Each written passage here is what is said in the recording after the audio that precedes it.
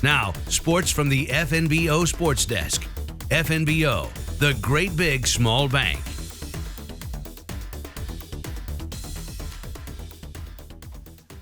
High school sports this weekend, to be or not to be. Here on Thursday, it's kind of wait-and-see mode right now with the cleanup from this major winter storm continuing, with strong winds wreaking havoc on those efforts. Assuming there are activities, let's talk a little wrestling.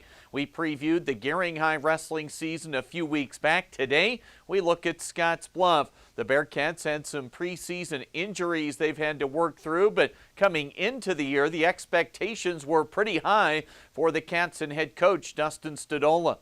It'll be one of the first years where we have some older guys.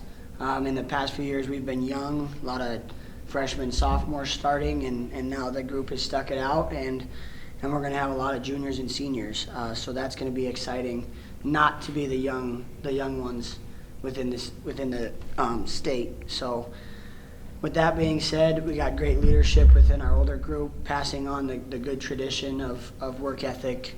And showing up and working hard every day. So the Bearcats are coming off a weekend in which they went 2-3 at the Cheyenne East Duels, and then on Saturday a 6th place finish at the Cheyenne East tournament. One of the veterans on the team, a senior, Josiah Mobley, he notched his 100th career win over the weekend.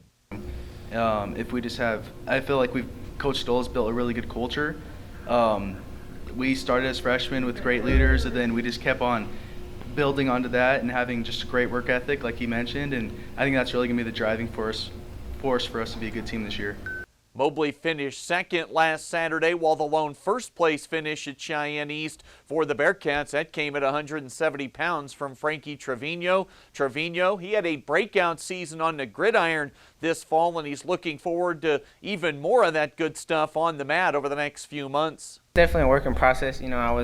I didn't have the starting job the first week, but I worked to the starting job during the playoffs. And just getting to play with that group of seniors is really special, because I've known these guys since I was in 3rd grade, 4th grade going up. So yeah, that was fun. But now I could go to my sport that I like and show them how it's done. So.